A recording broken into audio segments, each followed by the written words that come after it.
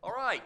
Good afternoon. Welcome, everybody, to the Cato Institute. I'm David Boaz. I'm the Executive Vice President of the Institute, and we're trying something a little different here, doing an event after work hours. We'll see how that works out, but hopefully it's good for people who have jobs and can't come to the events that we do usually at noon. So we're glad to have you all here. We're glad to have a very interesting discussion of Ron Paul's Revolution.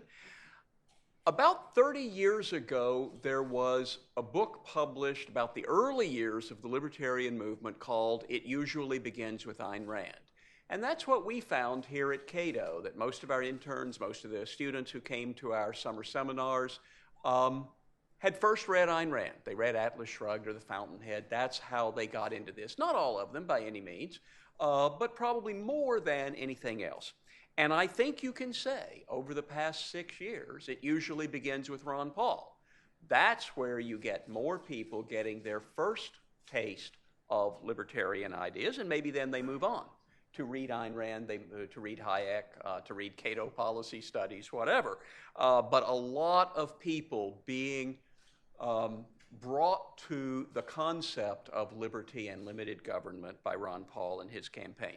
And to me, it's clear that he got more attention and more success and more votes in this cycle, 2011-12, than he did in 2007-8. And I had a lot of reporters ask me over the past few months, why is that? And I think, to me, the clear answer is not because he did anything very different. He hasn't changed his views. He hasn't changed even much of the way he presents them. What did change, I think, was the public policy environment in which he was talking. Back in 2007, Ron Paul warned that an economy based on debt and cheap money from the Federal Reserve was not sustainable, but the economy was booming and nobody wanted to listen. And then, after the financial crisis, when he came back around 2011 to campaign again, they were listening. In 2007-8, he talked about the importance of sound money, and I knew even libertarians who said, what's the problem with the Federal Reserve? Haven't they been maintaining the great moderation? By 2011, everybody was willing to listen to criticisms of the Federal Reserve Board. In 2007, he talked about overspending, how the Republican Party had spent more than any president in history.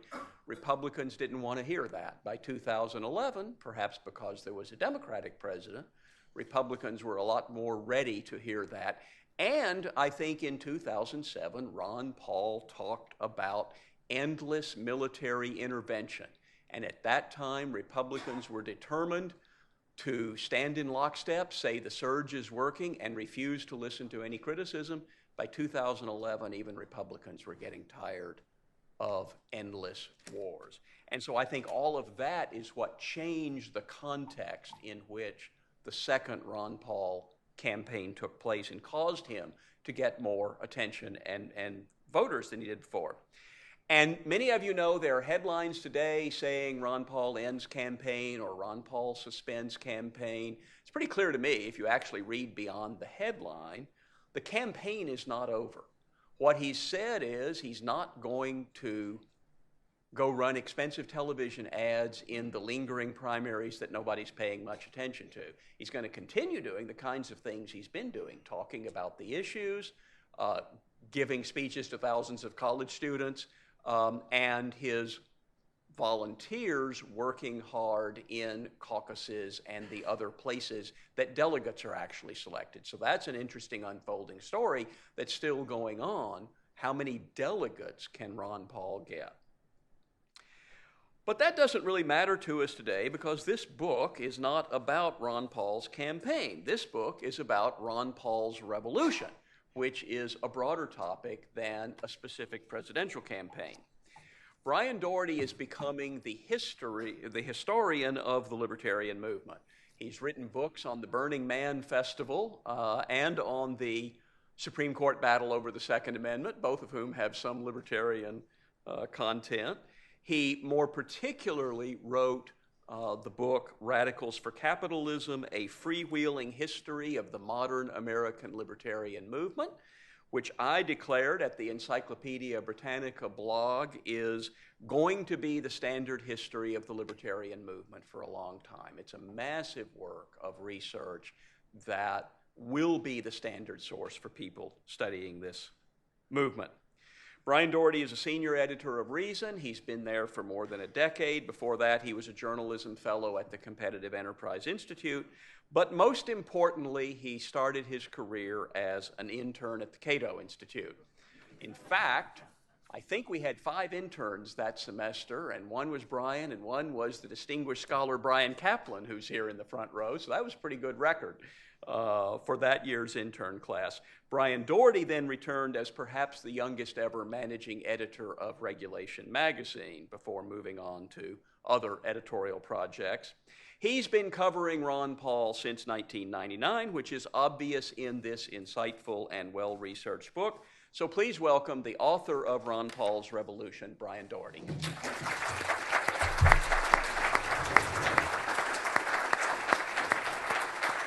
Thank you all very much. Is the mic setting good, projecting well? I'm going to talk, I think, for about 20 minutes to y'all up front, and then there'll be some questions later. I'm going to start with what I think was a very interesting frame for my history with the topic of my book. Unfortunately, the end point of it extended beyond the book itself, so it's not reflected in the book. And as of this point, it's the first time I met Ron Paul, and to this date, the last time I saw Ron Paul. Both of them were events at large state universities. The first was at the University of Florida when I was a college student in January 1988. He was running for president then, too, with the Libertarian Party. I was a member of the University of Florida College Libertarians, and we had arranged a speaking engagement for Ron Paul at our campus, and we drew, I think, around 100 people, which excited the hell out of us. That was an amazing success. It was, 10 times as many people as had come to any UF College Libertarian event, but they were all there to examine a curiosity. It wasn't even 100 libertarians. It was people, third-party presidential candidate. Let's check this out. Our greatest triumph was getting, a 600-word article in the school newspaper the next day, and afterwards we took Dr. Paul, I believe, to an IHOP. There's a picture of that somewhere. We thought it was the height of sort of radical, scruffy political activism. It was great. A few weeks ago, the last time so far that I've seen Dr. Paul was also at a large state university, UCLA, out in Los Angeles, where I now live. 7,000 people showed up to see Ron Paul running for president again, this time with one of the major parties. And they were not curiosity seekers. They were not even really there to learn. They knew what this guy had to say right and left. They were, the instant the words initials NDAA came out of his mouth, they were booing. The word Ben Bernanke, they were booing. And afterward, rather than merely retreating to an IHOP or getting an article in the school paper, I was watching groups of them gather to talk about their congressional runs or their runs for the LA County GOP Central Committee or some big well-attended event at their college campus they were about to throw, or what they were going to write on their website that had 5,000 people reading it every day. The arc of the story from that first major college campus appearance to this latest one was actually truly dreamlike in a really weird way, if you've been watching the story as long as I have. And it made me think a little bit about what's the best way to frame how Ron Paul did this. And one of the things you hear a lot about Ron Paul is about his rock-solid consistency, which is very true. But I realize that in a certain extent, I think the Ron Paul phenomenon works as well as it does because of 4 different almost paradoxical divisions that Ron Paul bridges, not to get all English majory, and I'm going to talk about 4 of them quickly here tonight. One of them is he's a phenomenon of real and impressive real-world political success, yet one whose greatest achievements are to a large extent irrelevant to that political success. And I think, especially in the wake of the so-called dropout or pullback announcement, it's worthwhile reminding people of some of the objective measures of that political success, especially from 2008 to 2012. I mean, first of all, of course, his success as a congressman, a guy believing things that almost none of his other colleagues believe, which leads to that sort of dismissive comment you hear about his congressional career. Oh, how many bills has he passed? Well, if you're a guy who believes in the Constitution in the U.S. Congress from 1970 to 2012, you know, you're understandably not going to get a lot of bills passed, but it doesn't mean that you're not a great congressman. And as a president, from the 2008 run to the 2012 run, he managed to pretty much double his raw vote total, and he managed to more than double his percentage of the GOP primary vote from around 4% to around 10% so far. And I think in the end that figure will be even higher with the other candidates out. And I think even though he might not be running actively in Texas or California, I expect that his people will come out to vote for him in great numbers. Anyway, he has managed, you know, he raised $35 million last time around, and by standard political terms, didn't do anything with it. Why? He didn't succeed. You'd think he might have burned out his fans. He did not burn out his fans. They gave that much and more this time, and which is interesting, but I think the comparative giving is even more interesting. He gathered nearly twice as much as both Gingrich and Santorum combined. Paul drew around 36 million so far this go-round, Gingrich around 16 million, Santorum around 14. This guy has a base who is willing to give, and that's something very important in politics, and it's something that the GOP is seeing is having real effects. They are able and willing to do the nitty-gritty of politics. They're able and willing to run for central committee. They're able and willing to achieve positions of total power is not the right word, but positions of high authority in state parties from Alaska to Iowa. They're able to win delegations in caucus states, just like Ron Paul said he would, and everyone else said he wouldn't. They can do that retail politics stuff. This is a story of real-world political success. And the analogies that the GOP powers should keep in mind are both the Goldwater kids of 1960, a similar youth-based movement that gathered around a heroic, strongly anti-government figure who had written a best-selling book and managed to surprise the regnant establishments of the time with what they could achieve in the future. The more recent analogy, I think, is a religious right, a wing of the party, like the libertarian wing that Paul represents, that may be outmanned in a majority rules way, but that are so passionate about their ideas that they're going to be able to swing their weight in the GOP beyond their apparent number. So it is a story of real political success, but its true importance is not about that kind of political success. It's not about vote getting. It's not about winning control of GOP precincts or the like. It is a continuation of the intellectual mission of the libertarian movement out of which Ron Paul arose. He was educated to become the political thinker he is by the works of the likes of von Mises and Hayek and Rothbard and the publications of the Foundation for Economic Education, and he has always embraced Leonard Read of the Foundation for Economic Education's vision of what intellectual and political change was about, which was about educating one mind at a time. And Ron Paul has used politics as the tool for that libertarian goal, and it's a tool that if you had asked me 10 years ago, I would have said maybe wasn't the best tool because he was merely the sort of obscure outlier in Congress, but he has proven me 100% wrong. By using the tool of major party electoral politics, he has been one of the greatest educators for libertarianism of our time, as David said, and it's not just about politics. The other sort of gap that Ron Paul bridges that I think is key to his appeal is the apocalyptic Ron Paul, who is also at the same time the very hopeful Ron Paul. Ron Paul is one of the only politicians around who is willing to say, you know, America is not necessarily the greatest, richest, freest, most wonderful nation in the world that can only do right overseas, and if there's anything wrong, just vote out that other guy and vote me in and everything will be fine. Ron Paul is willing to say in foreign policy terms that our behavior overseas is actually in some ways the behavior of a criminal empire, and that we actually might want to consider that we're earning enemies overseas by our behavior. He is willing to say, hey, the constant series of decades of billion, now trillion-dollar deficit spending is impoverishing us. It's not something we actually can continue. We can't just behave as we have behaved. He is willing to point out that we are facing serious problems with our debt and fiscal crises that are not going to go away by saying, as Mitt Romney recently said, oh, we can't have $1 trillion spending cut in 1 year, like Ron Paul wants. Why, that would shrink the economy.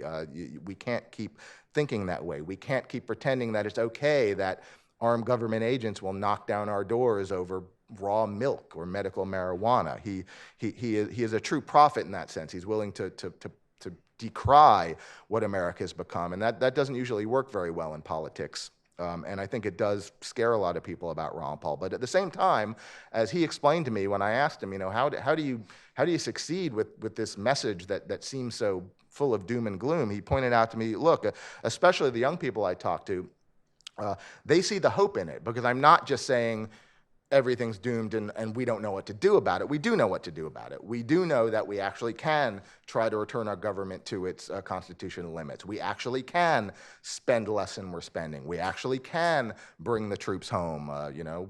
We send them over, we bring them back. He paints an intellectually consistent vision of hope and a way out of the apocalypse, which allows him to win a hopeful enthusiasm, even as he rightfully paints a very dark picture of where overreaching government has led us. The other interesting bridge that Ron Paul divides is he is the major political figure who is at the same time righter than right and more progressive than the progressives. He's the guy who actually says, when most Republicans line up behind a Paul Ryan plan that will still be increasing our debt for decades, Ron Paul comes up with a plan that says we could actually achieve a balanced budget and stop growing the debt in 5 years, and we don't have to raise taxes to do it. He is a guy who is actually saying, hey, we talk about big government. We talk about government interfering in our lives. Let's stop interfering in the lives of people who want to buy and sell raw milk or smoke medical marijuana. We can do this. We actually can have a government that is the government that conservatives say they want, and yet when confronted with Ron Paul, seem a little bit afraid of it. It was clear to me that Ron Paul ought to have been, the Tea Party candidate by acclamation in the 2012 race, and that it didn't turn out that way, I think, is not so much a fault of Ron Paul as a failure of will to be as conservative as they say they are on the part of the American right. I think Ron Paul is clearly the most consistently conservative candidate out there. At the same time, he is also, in many ways, a more progressive politician than President Obama, who is unfortunately the favorite politician of the progressive left, such as it is. You have President Obama, who has expanded the president's powers to unilaterally imprison and even kill American citizens beyond even George Bush's attempts. And Ron Paul is the guy who can get 7,000 college students to boo a mere mention of the words National Defense Authorization Act, a bill signed by President Obama. You have a President Obama who has started new unauthorized wars, greatly expanded a civilian killing drone program, and presided over, continuing gigantic defense budgets bigger than any in world history. And Ron Paul campaigns, on the other hand, for peace and withdrawal of the U.S. military from the world. You've got Obama, who wants to continue to expand every aspect of the war on drugs, including the war on state legal medical marijuana. You have Ron Paul, who thinks that government attempts to arrest people for actions that harm only themselves are inherently illegitimate. You have an Obama administration that has set records in deportations. You have Ron Paul saying to a crowd at a Republican debate that border walls are essentially un-American.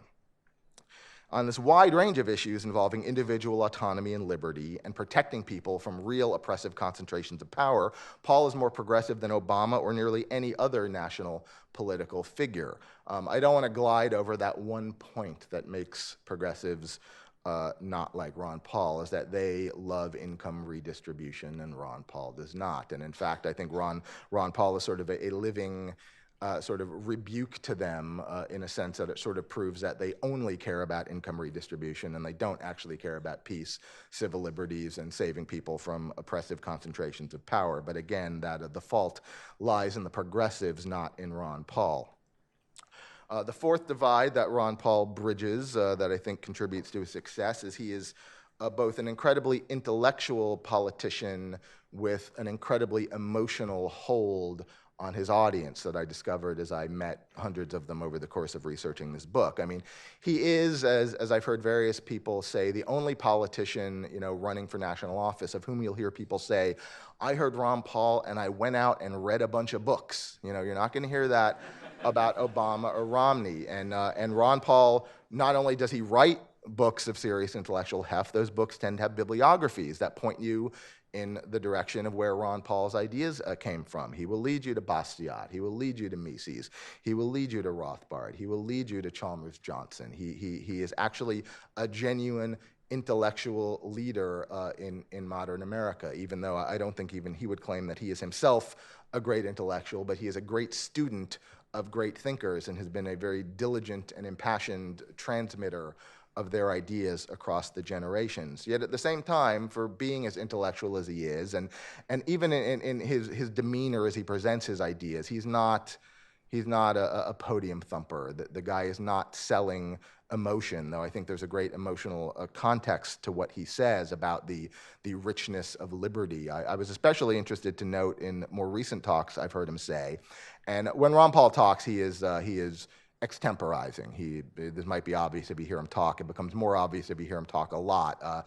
He doesn't have notes. He doesn't have a speech he's reading. He has a set of ideas about liberty that he sort of wings and wends his way through. And more recently, he has been talking a lot in a very sophisticated way about the sheer richness of a human life lived according to its own desires and its own choices, that there's something philosophically important, not about what specific thing you may choose to do with your life, but by the fact that you are allowed to actually choose to craft your identity and how you're going to move through the world. And I see this moving his audiences on a very sophisticated level. And by being so intellectually consistent and so thoughtful and so bookish in his way, he has managed to imbue these tens of thousands, hundreds of thousands now of fans with a emotional attachment that is a little bit to him, though I do want to stress that those who call it a cult of personality, it's to him because he is the embodiment to them in public life of the ideas that have moved him. Ron Paul is not a leader in the sense that he could tell his troops where to turn or tell his troops what to do. Ron Paul is only a leader in the sense that he has helped introduce people to a set of ideas that they have grown to hold great fealty to. And if Ron Paul told his people to reject those ideas, they are going to reject Ron Paul. They are not going to reject those ideas. And that emotion is going to carry this movement long beyond the 2012 election cycle, long beyond whether he has dropped out or withdrawn or whatever we want to say about his most recent actions. They are going to continue to work within politics. They're going to continue to work within media, both distributed and non-distributed. It's, I think, a point worth noting that the single most heard answer when I asked Ron Paul people the question, how did you get into all this, was a YouTube video. And they wouldn't necessarily even remember what YouTube video it was, because by that point they'd probably seen 200 of them, and they'd probably made 100 of them. But it was that distributed, non-controlled means of humans making art and making culture and distribute it amongst themselves has been the key to why the revolution has been able to succeed. I mean, the ideas are the same, as David said. Ron Paul has been saying the same thing for 30 years. And I think, as David said, part of why they're ringing truer now is the objective conditions of reality make it more obvious that Ron Paul was right about things like the Federal Reserve and blowback and the like. But another reason is that the means of communicating those ideas have become so much more decentralized and widespread. And while this may be the last year for Ron Paul as a national political figure, the reason why I wrote this book is because I'm convinced it's true that 15, 20, 30 years down the line, if you look at the elections of 2008 and 2012, the most important thing about them, any historian will recognize, will be that Ron Paul ran for president and the Ron Paul revolution was launched. Thank you very much.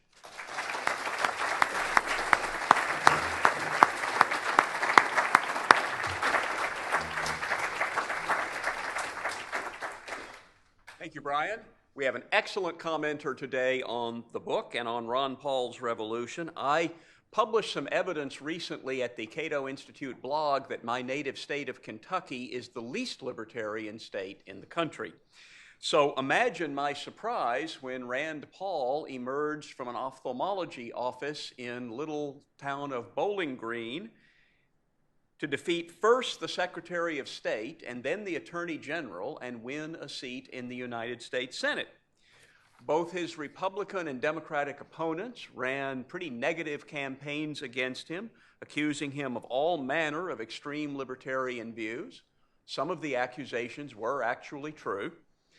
I never admitted to any of that. And the voters wanted a change in Washington, and they elected him by a comfortable margin. He was perhaps the most authentic Tea Party winner of 2010, which is why he then wrote a book called The Tea Party Goes to Washington. Since he got to Washington, he has tangled with the TSA, proposed a budget that's actually balanced, drawn rave reviews for his efforts to rein in the Patriot Act, and been denounced as a libertarian extremist by a writer in National Review. So what else is new? National Review does that every now and then. We couldn't have found a commenter who knows more about Ron Paul or has more of a stake in the future of Ron Paul's revolution. Please welcome the junior senator from the Commonwealth of Kentucky, the home of the 8-time national champion University of Kentucky Wildcats, Senator Rand Paul.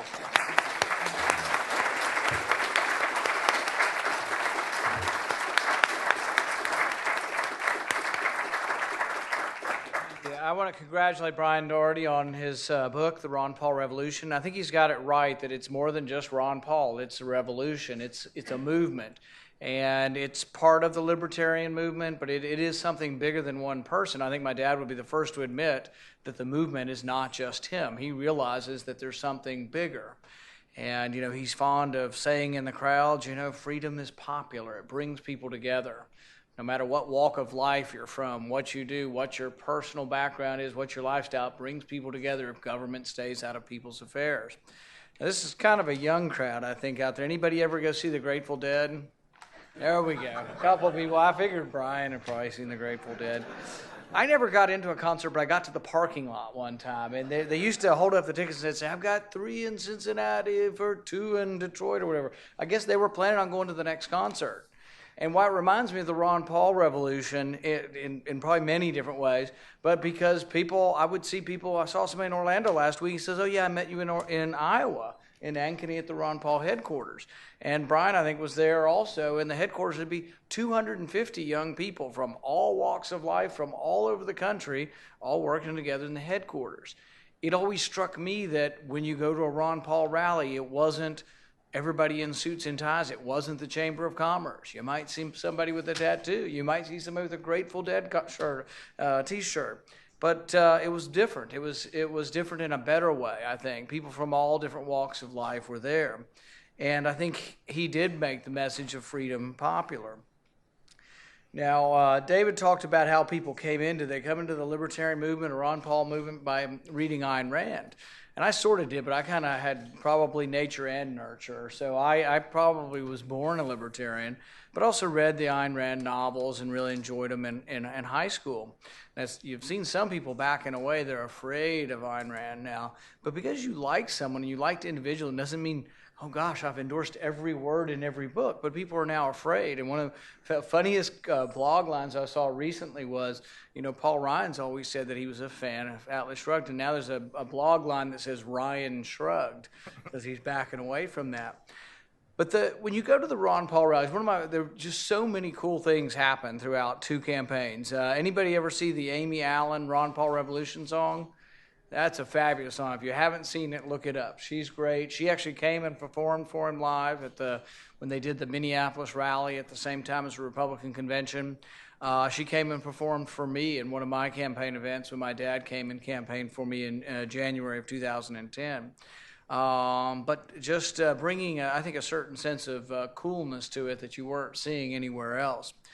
You didn't have many candidates get on the stage. You probably haven't had any before, and you may not have any since who who, when asked about the war and asked about how to end it, said, "We just marched in, we can just march out." Couldn't be any simpler than that, or any less fearful than to say something like that. You had a guy who would go to the debate in Miami that's a Latin American-sponsored debate and say, "We need to end the trade embargo. Castro's been there for 35 years. He's not going away." And he said that to Boaz. When he first stood up and talked about blowback, I believe in the South Carolina primary in 2008, he said that to Boaz. And he wasn't certain how people would respond. But interestingly, there was a lot of negative response, but there was a whole new positive response of all these new people. And I keep trying to convince the Republican Party, you may not like everything that he's presented, but at least appreciate your electorate's getting bigger. Your party's getting bigger. You need to welcome the Ron Paul people, because they're people who maybe have been unhappy with both parties, or been libertarians, or been Constitution Party, or been Independent Party. But they're coming in, and you need a bigger party. One thing you may also never hear again in a Republican debate is, I think he said at one point that it doesn't say, "Blessed are the war makers." It says, "Blessed are the peacemakers." And I mean, will you ever hear another presidential candidate say that? I don't know. But that was pretty impressive to me. There is a continual battle, though, and the battle goes on, and there have been some things that we continue to fight. When we fought the Patriot Act this year, we got more no votes than we ever got before. I don't think it was 28, 30 votes, but that's still a growing movement of people who are concerned about the Fourth Amendment. And I said over and over to people, both in my campaign as well as when I've gotten here, is that you have to believe in all of the Bill of Rights. You know, so many conservatives love the Second Amendment. There are Second Amendment rallies, there are Second Amendment groups. There's not enough Fourth Amendment rallies and enough Fourth Amendment groups. But you can't have the Second Amendment if you don't believe in the First Amendment. You can't have the Second Amendment if you don't believe in the Fourth Amendment. So I think that there is a growing movement. I think there's a movement within the Republican caucus that I have lunch with every day that's becoming more libertarian. There are people that are no longer afraid of it. I say that the term conservative got kind of used up by people who weren't conservative. So we had a conservative president who doubled the debt with a Republican Congress. It's obviously worse now, but it was going in the wrong direction under a Republican administration. So the term conservative became of less value, and the term libertarian, I think, became of more value. We're still having the fights. We had the fight on the Defense Authorization Act. We didn't win, but we got close to some victories. One amendment Dianne Feinstein introduced was to say that citizens would not be able to be held indefinitely or sent from the United States to Guantanamo Bay. At one point in time, she actually was going to withdraw the amendment. Mike Lee and I sat there and said no. Once an amendment's introduced, they have to have unanimous consent to pull it back, and we said no. And that's pretty unusual. Usually if an author wants to pull an amendment, you just let them out of courtesy. We said no, we've got it out there and we've got to vote. And we still almost won, but they introduced a watered-down version of it, and so we lost 55-45.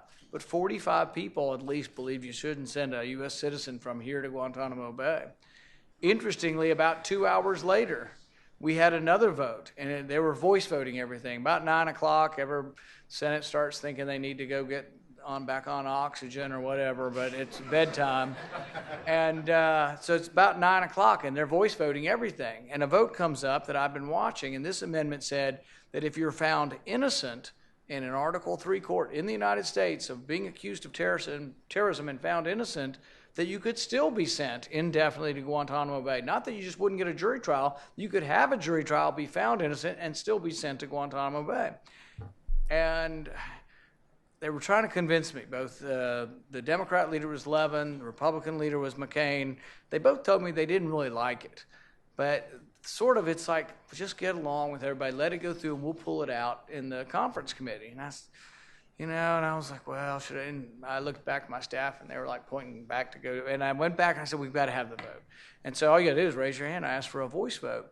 And on that voice vote, it's the first time I was really actually surprised. And so were they, because Carl Levin was with me. Actually, John McCain voted with me. 51 Democrats voted no on this, and 8 or 9 Republicans. I think we got 59 votes, and we stopped something that is horrendous. And Carl Levin even said to me, but it's the law. And I said, if it's the law, it's awful. That you could be found innocent in our country and kept in prison forever. That's the law. If that's the law, that's awful. And for goodness sake, we ought to at least have a recorded vote. And we did, and we won. Out of the Ron Paul revolution, you have new people being elected all the time. Justin Amash is going to be a great congressman. He already is. And I think has a lot of the principles of Ron Paul. We have a guy running in northern Kentucky who could be one of the top 5 up here if he wins. He's in a 7-way primary. There's 3 leading Republicans. It's a Republican seat, and he's either close to or at the top. Interestingly, a young man who I don't think I've ever met, and I don't think Thomas thinks he's ever met either. The candidate is Thomas Massey, and he has a good chance of winning.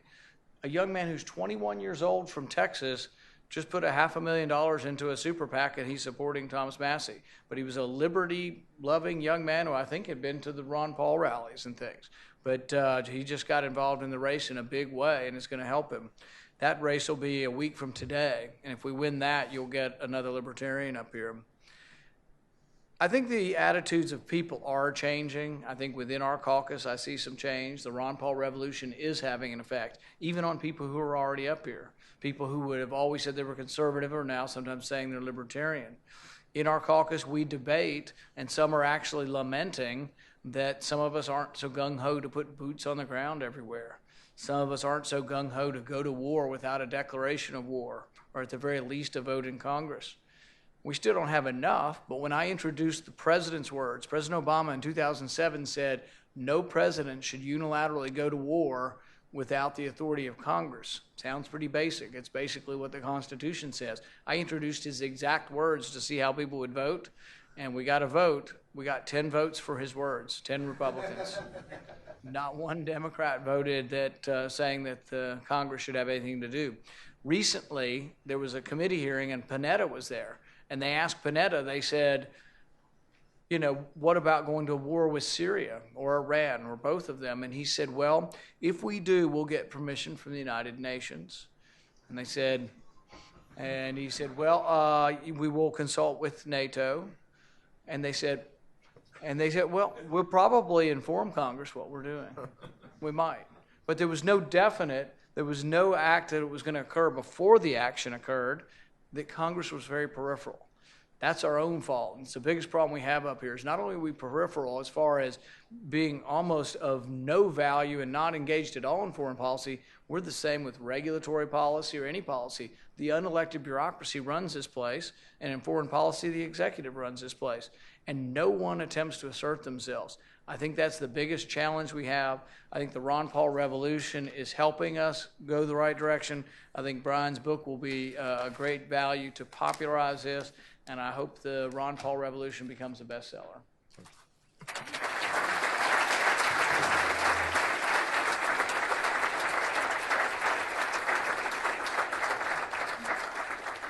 Thank you, Senator Paul. Both of our speakers have been very concise, so we have some time for questions. So let's open the floor up to questions. Please wait to be called on, and please wait for a microphone to come so we can all hear you, and please give us your name and any affiliation you have. Are there any questions? Over here.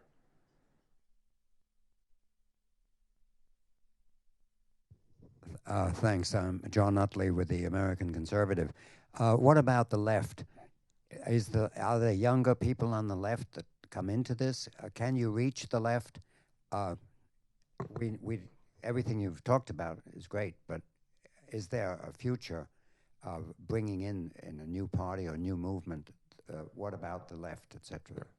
I'll give a very individualist answer to that. I mean, yes, I know for a fact that the Ron Paul movement revolution has succeeded in winning over many people from the left. I met and talked to many of them.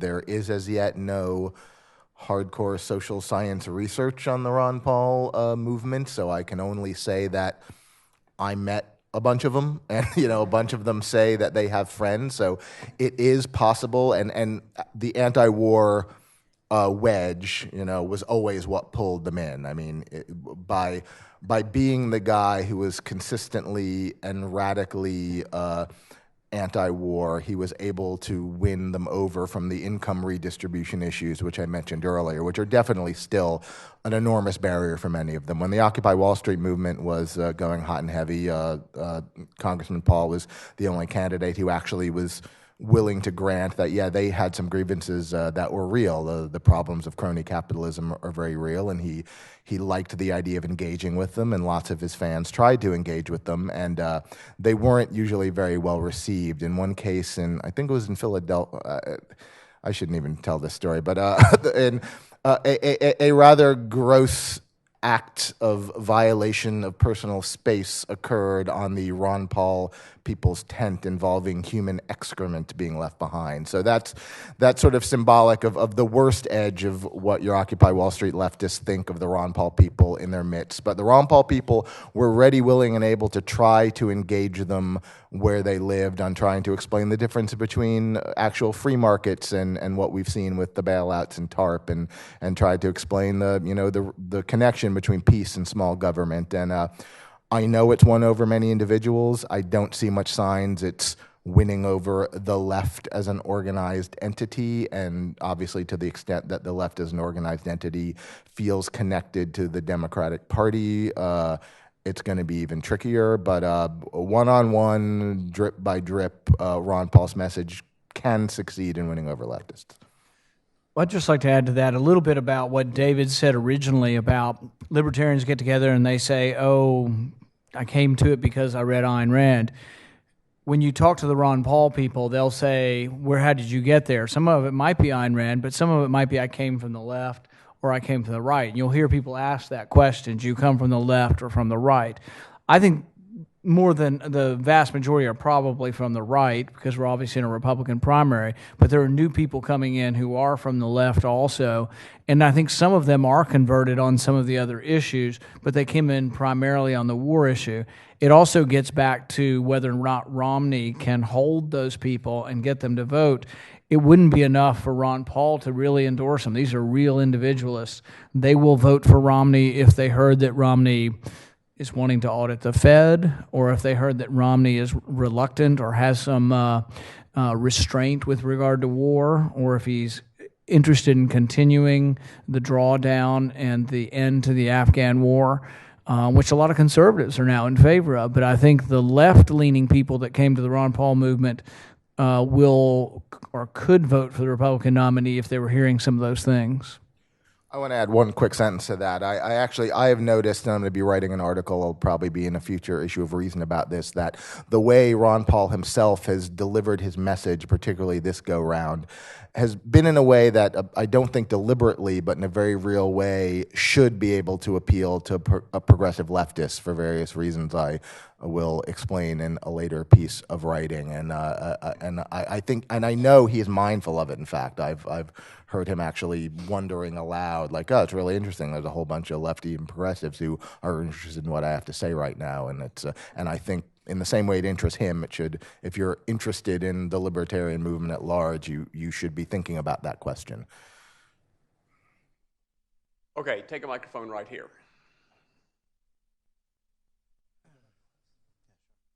My name is Eric Kanjemi. I'm here on my own accord.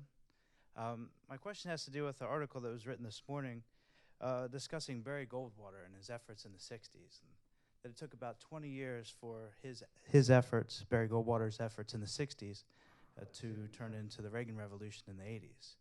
My question specifically would be, Ron Paul's effect nowadays, do you think that the Republicans can learn anything quickly, and if so, how?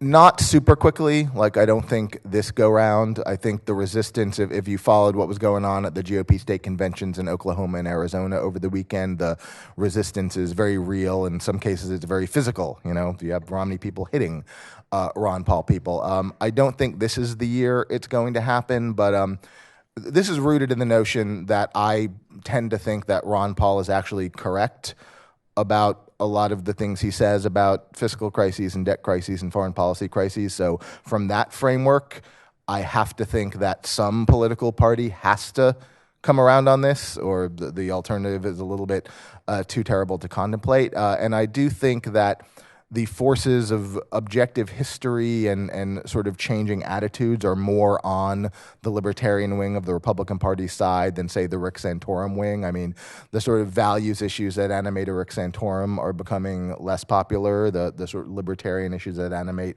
a Paul are becoming more popular. So I do believe, for all the tumult we've seen in local Republican parties, for all the new candidates, some of which Senator Paul just mentioned, that it does seem clear to me the Republican Party will be a more Ron Paulite party down the line, and I think it needs to happen pretty fast, but it's only beginning this year. You know, my comment would be that it needs to be much more quicker than from Goldwater to Reagan or Goldwater to now, because I think we face a much more serious and imminent crisis. When the banking crisis occurred in 2008, I always tell people I think of that crisis as 2 + 2 didn't equal 4, or 2 + 2 equaled 1,000,000. A panic is when math doesn't really add up and when things get out of control. And I've been talking to people lately who are concerned that we could get 2008 on steroids coming out of Europe, basically, but a contagion spreading throughout the world. Now, you may say, oh, that's too dire. I don't know if it is or isn't, and I don't know the future, but I worry about that. But I think it's why it's important that if we believe in limited government, that we have people in place, should a crisis occur, should the destruction of the currency happen in a more rapid fashion rather than a slow fashion, that we have people preaching that. And the example I use is one that people say, oh, you're just trying to scare people, but I'm not really. But it has happened that we have destroyed currencies, and out of that you get something really bad. In the 1920s, Germany destroyed their currency, and they elected Hitler. People say, oh, that's an over-the-top comparison. Well, you worry about what comes out of the destruction of a currency. Do people choose a strong leader that'll give me your liberty, I'll give you security? Or are there enough people who still love liberty that say there is another way, that we could come out of this, and that's involving freedom and free markets in the individual. So I think it's important to be in place, even if you're a minority, in case something bad does happen and we have to change direction in the country, that we don't go in the wrong direction. Yes, here, and then go ahead and take a mic up to the back. Ken Meyer, Cord World Docs. Getting back to Mr. Paul's anti-war stance, does he plan to commemorate the upcoming NATO summit in Chicago in any way? I don't know. Not that I know of, and it strikes me as not the sort of thing he tends to do, so I'm going to say probably not. Yeah, I don't know. Not his usual style, I would think. Yes, in the back row. Hi, Jason Farrell, Center for Competitive Politics.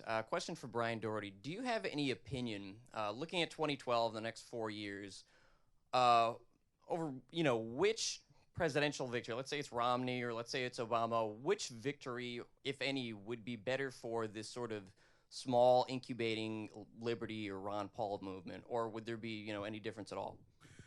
I had to think about this morning talking to reporters, so I have a freshish answer. Yesterday, I didn't have an answer. For reasons that I cannot articulate, I am pretty convinced Obama will win re-election, and I cannot defend that, but I've just said it on the record, so you can get back to me about it. But I do believe that since the Republican Party is the vehicle through which this action is happening now, that it's probably better if Romney wins and is as bad as the Libertarians expect him to be, which allows for a convincing primary challenger to really make very real to the party that there are two wings of the party fighting for supremacy. Like in 1960, it was the Rockefeller wing versus the Goldwater wing. That is the Romney wing versus the Paul wing, not to place any particular weight on any particular Paul, but that would be that. It strikes me that in my grand historical vision of puppet mastering, that maybe a Romney winning and showing the Republican Party that they can't deal with any more people like Romney might be great. You want to comment? Sounds like a good question to have no comment on for me. All right, well, I have a different question for you, Senator. Why are you wearing on your lapel what looks like a red cent? There was a Louisville Tea Party during my race that started handing these out, and you can get one. It's only a penny. You can get one for $1. And it's just a penny that's painted with red fingernail polish, and their motto was not 1 red cent more. The government's taking all my money, and I'm not giving them 1 red cent more. Could be worse. Our Swedish libertarian friends used to have a picture of a kroner or whatever cut in half, signifying their desire to be allowed to keep half the money they earn. Yes, right there. And then go ahead and give the mic to the gentleman just behind him. Thank you, gentlemen, for your time. Mr. Doherty, your anecdote earlier of the first time... The microphone up to your mouth, please. First time you met Mr. Paul reminded me of the first time I met Congressman Paul was when I spilled oatmeal on him in the Rayburn house when I was interning there.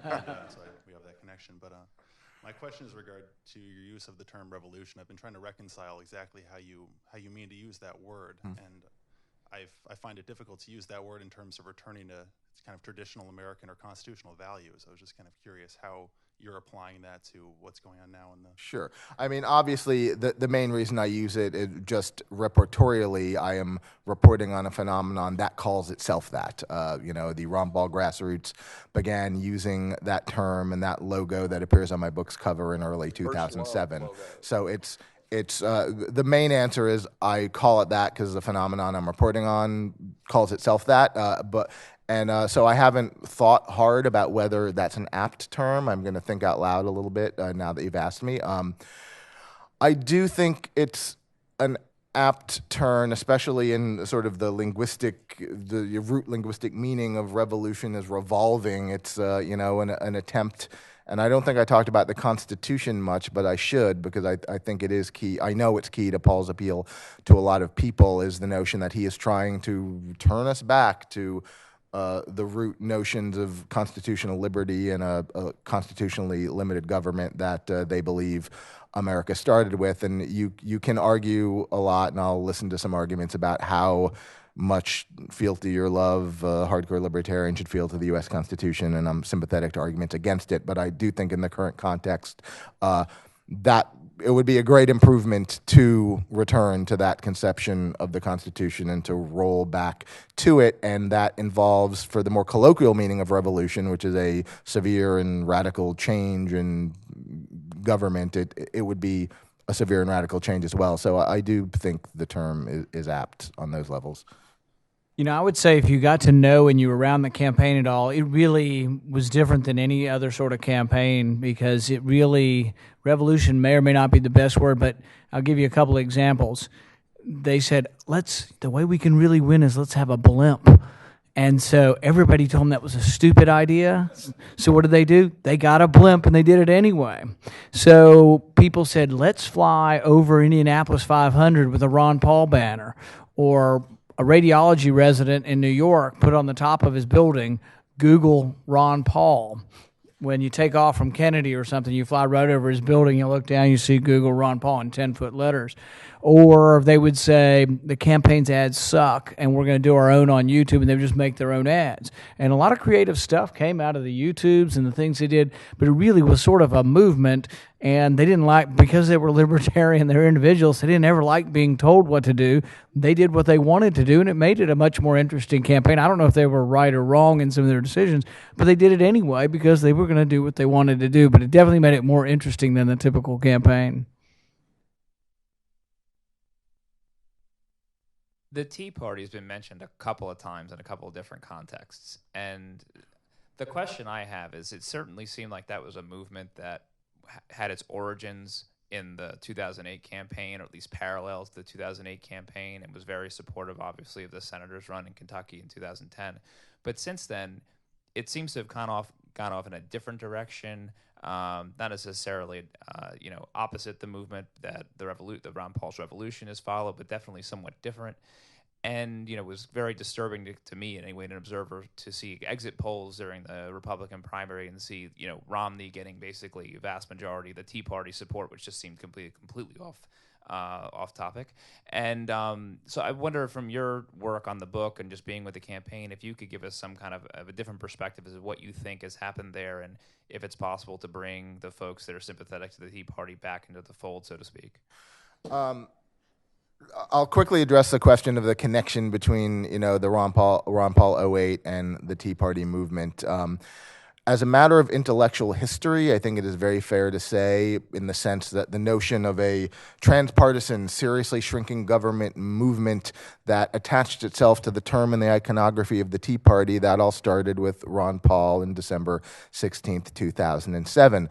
The problem with intellectual history, though, is that most people don't know any intellectual history. So having said that, I will also say that most of the people who began coalescing in 2009 around that term didn't necessarily know that and weren't necessarily acting out of the same impulses that the original Ron Paul-rooted Tea Party movement came from. So it's both fair to argue that, yes, Ron Paul invented the modern Tea Party, and also fair to argue Ron Paul didn't really have a lot to do with the modern Tea Party. And yeah, just like you said, I was distressed as heck to see Tea Party identifying people being for your Romneys. It struck me, and I've written this, that logically, by political logic, the Tea Party should have been in Ron Paul's pocket, and the other problem is that lots of people are not logical about their politics.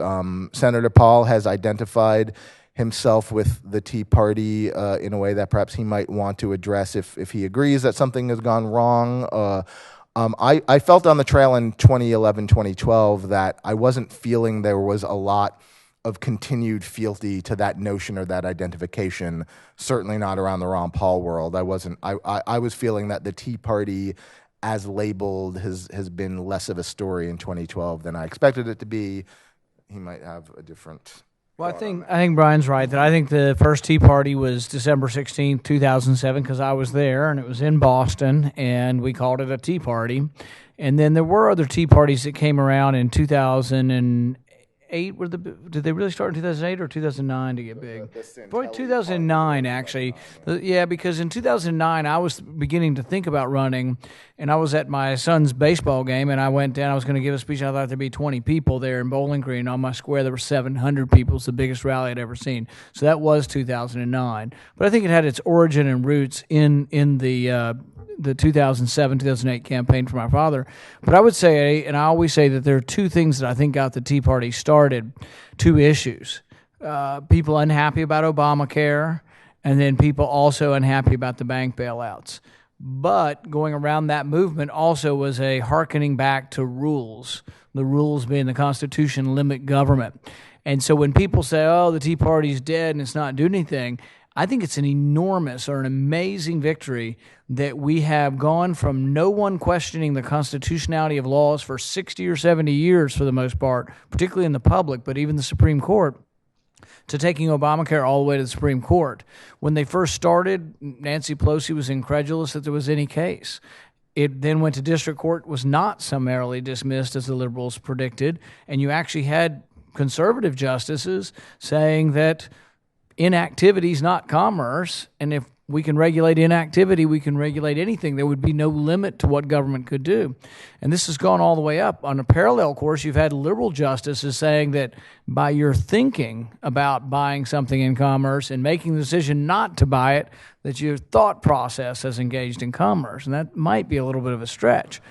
But you've got those competing influences, but even the fact that we're having that discussion is amazing, and I think we're going to win in June. But I think the Tea Party was around the bank bailout, so it had some of the same anger that people have had in the Wall Street movement, but it also was about Obamacare and also about the Constitution, some about the 10th Amendment. There was a 10th Amendment movement mixed in there.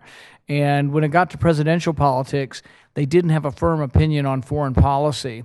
And so they broke the same way Republicans have been breaking, is that the libertarian, less interventionist, more restrained foreign policy is at best 20 to 30% of the Republican primary, but maybe as low as 15 to 20% of the Republican primary. So when the Tea Party breaks up and decides, and they think other people are acceptable because of foreign policy, a lot of the Tea Party are more just traditionally conservative. They broke away from Ron Paul on that issue the same way many Republicans did.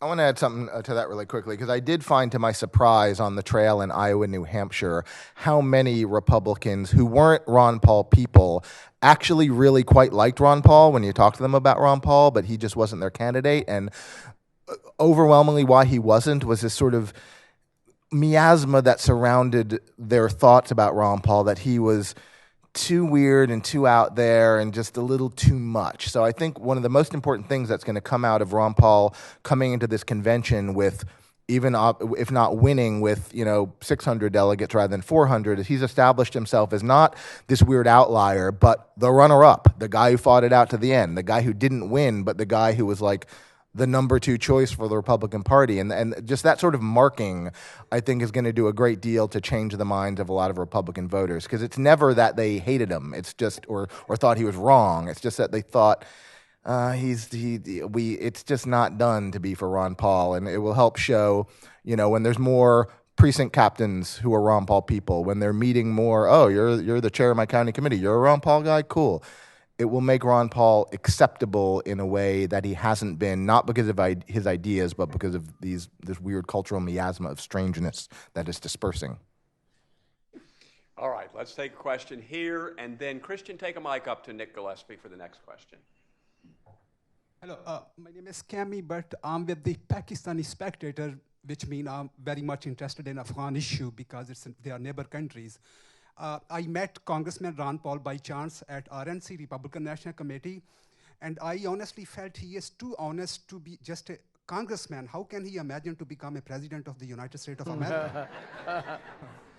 Please tell him that he should be thankful to Jesus.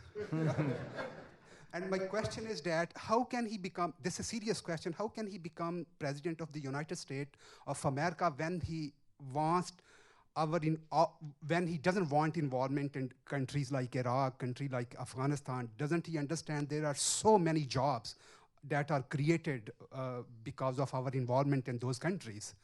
Honestly, it's not realistic. His views are very, very honest, but they are very simple.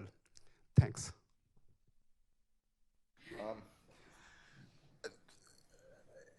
I'm going to channel him a little bit. Unquestionably, every time government moves money around for whatever purpose, it's creating a job by paying someone to do something. Ron Paul learned a lot of his economics from the great economic popularizer Henry Hazlitt, who explained that just because you can see the job the government's creating with the money it's moving around does not mean that if the government stops moving the money around, there'll be no jobs. It's merely that the new jobs will reflect what people actually want, not the making of munitions or the building of trillion-dollar buildings in Iraq. If the government's not moving the money around, then the jobs that are created reflect what people actually want to do with their wealth, not the weird imperial power games that Washington chooses to do with their wealth. And of course, there's going to be adjustments, but it's going to be an adjustment that's going to be a world that's richer in the end because more people are actually getting what they want, not what Washington decides they should have. All right, and I would dovetail on that also that in the marketplace, 300 million people get to vote on where they want to spend the money. In government, a select few do. We're going to have government, but the whole Jeffersonian idea is to minimize what they do because what they do takes money away from the productive sector. So most of us who believe in very limited government acknowledge we should only have the bare minimum of what we need because then I'm deciding where your money is spent, whereas if I leave it in your pocket, you all vote where it's spent. And so that's also the more productive sector because government's not very productive. For example, we sent $600 million in checks to dead people in the last 5 years. We don't do a very good job. Do you have to have some people to protect your country through the military and through the army? Yes. But what we do should always sort of be minimized because then we're taking it and voting on how to use it, and we don't use it as effectively as the marketplace uses it. So whether or not that's naive or not, the other argument would be is even if you believe that government should be creating jobs by doing things, we're spending more than $1 trillion we don't have each year. So it's not even really real money or real assets or savings that we're sending overseas.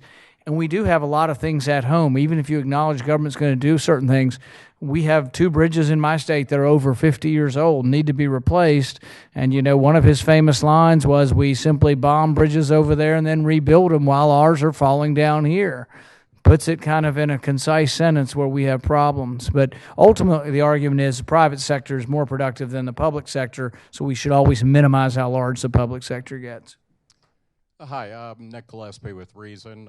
Brian, I know you're a big comics nerd. You've also talked about how Ron Paul is producing the next generation of libertarians. Could you talk a little bit about what produced him? And was he bitten by a radioactive spider from an old volume of von Mises or something? Yeah. And Senator Paul, could you talk a little bit of what it was like to grow up with Ron Paul as your father? Was he a libertarian parent? And if so, is that a good thing or a bad thing? Yeah.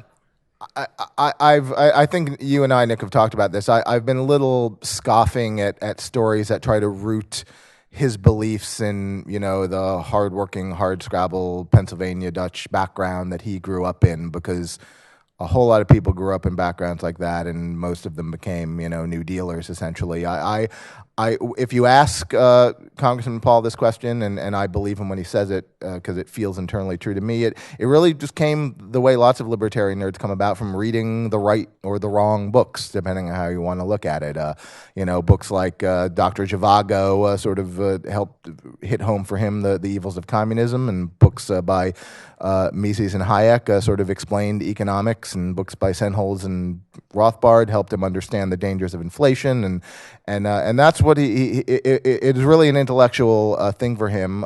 It's obviously emotional as well, but I don't think you can explain it by anything other than he picked up the right literature, and I think it's a great the great wheel of life turning, as he is helping make sure that millions of other kids are reading the right literature as well.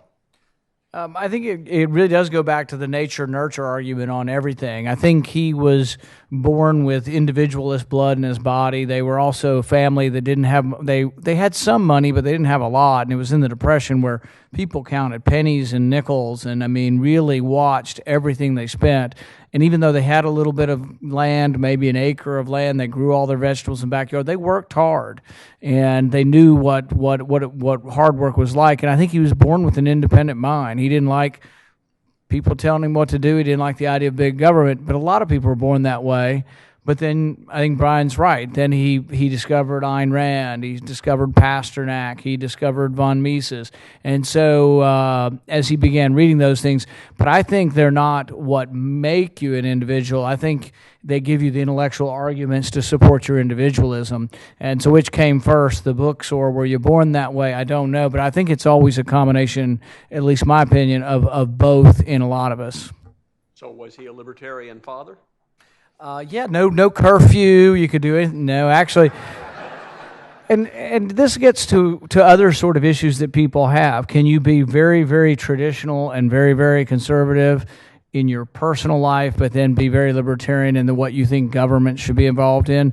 I think you can, and sometimes I think libertarians are upset that someone may be too traditionally conservative, not understand libertarian something else, but they still may not want laws against certain things, but they, at the same time, very conservative. So I would say we lived in a very, very traditional conservative family, and unfortunately I did have curfew, and I did get in trouble a few times.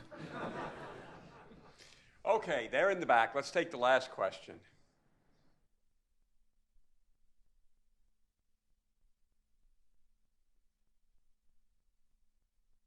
R.J. Smith, Competitive Enterprise Institute.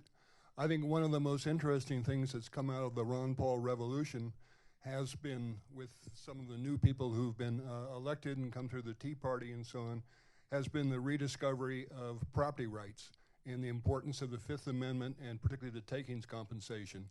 And it just happens that perhaps the first and the most courageous person on this in the U.S. Senate in the 40 years since the environmental movement got started, and has basically been using environmental laws to take property rights without compensation, has been Rand Paul and Mike Lee, and particularly with the legislation they've introduced to stop the EPA and the Army Corps of Engineers from declaring dry lands as wetlands and then taking this with no compensation, and preventing the use of the Lacey Act to prevent Gibson Guitar Company from bringing in woods from foreign countries that say it's okay. And I wonder if you would comment on that. It's top secret, and I'm not allowed to tell you. No, I'm actually collecting a lot of these stories together in a book, and I was hoping that David and Cato will invite me back when we have those to present. But we have introduced legislation on the Lacey Act. That's the thing they went after Gibson guitar on, and it did appall me that I discovered that we were actually forced to be regulated under foreign laws. Basically, all fishing regulations for the entire world, you can be convicted of Honduran fishing regulations, Brazilian fishing regulations, and spend time in a U.S. prison over these things. So we have gone after things like that on the Lacey Act. People have been imprisoned for putting dirt on their own land, basically raising the elevation of their own land because people say they're a great polluter because they're putting clean dirt on dry land, basically. So there are a lot of these crimes and over-criminalization through regulation that we're very interested in. We're going to keep going after them. I just want to add to that, RJ and I have known each other for years, and we both used to work together in the old Cato townhouse in the early 90s. And RJ was telling me the same thing he just said here last night at an event. And I wasn't as impressed maybe as I should have been, because I was just thinking, yeah, the EPA and bad things they do and property rights. Like, yeah, we've been talking about that since 1991. I've heard it all before. And then I thought, well, it was just us in a small Cato townhouse. It was not a U.S. senator, and that it is indeed a very big and grand thing that there was a U.S. senator both talking about it and acting on it. And thanks for bringing that point up. All right. The book is Ron Paul's Revolution. Thank you, Brian Doherty. Thank you, Senator Rand Paul. Thank you all for being here. There are books for sale at every bookstore in America, but also out here in the hallway with the author here to sign them. So please join us for wine and cheese and a book buying. Congratulations,